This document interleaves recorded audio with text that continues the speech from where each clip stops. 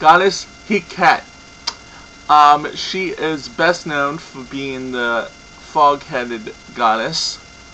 And here is her hieroglyphics, titles, alternative spellings, and symbols.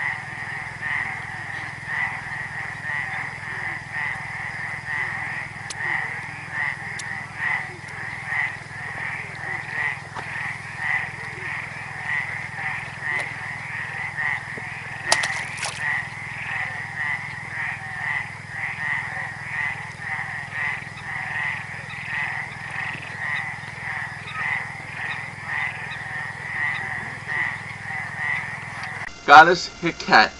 Now, I would be truthful with you. Goddess Heqet, I don't really know a lot about. I used to get her mistaken with my aunt. That might just be me. She is best known for being the fog-headed goddess.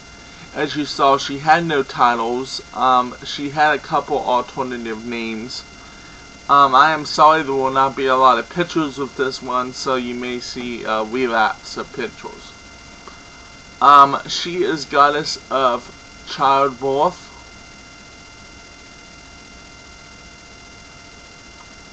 conception,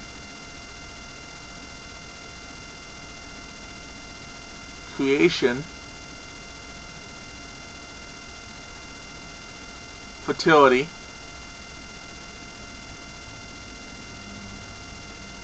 and reincarnation.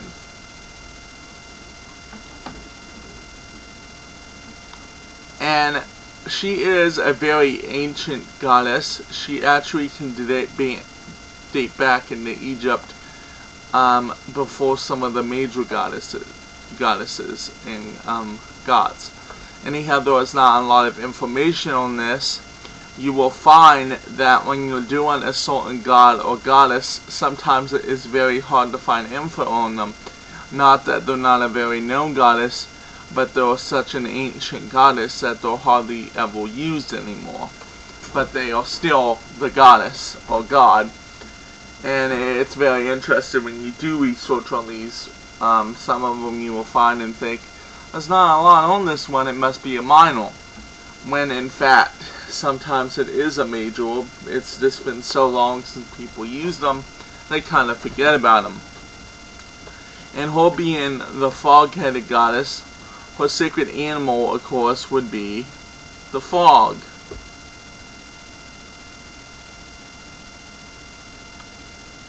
And her sacred color would be green.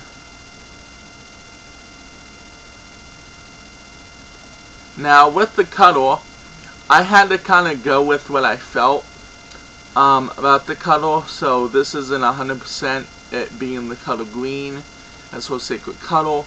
I figured that she is a fog-headed goddess, and I just figured green being the color of most toads and frogs, I would figure her sacred color would be green. Now, her sacred stone is bloodstone.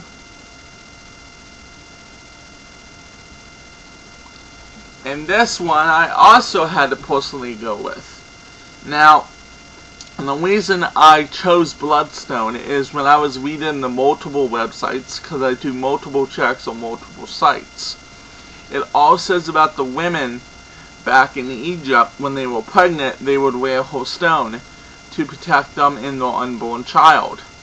Now, if you don't know a lot about bloodstone, the bloodstone is used to protect pregnant women and to cloak the child from evil or any spirit that would want to harm it.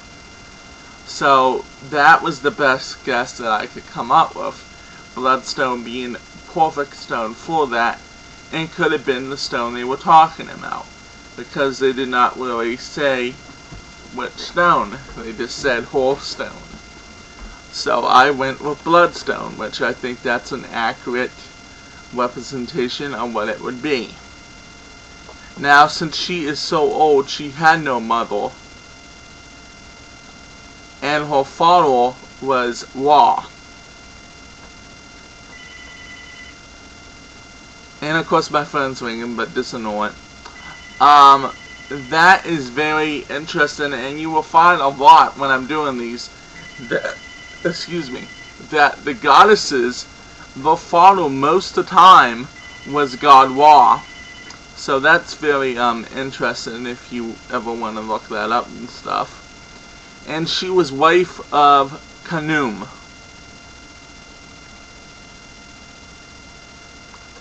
And he is like one of the ancient creator gods. And another one like her, which is so ancient that is not talked about much. And she had no children that I could find. So I hope you enjoyed this presentation of Goddess Heket, and may you have a blessed weekend.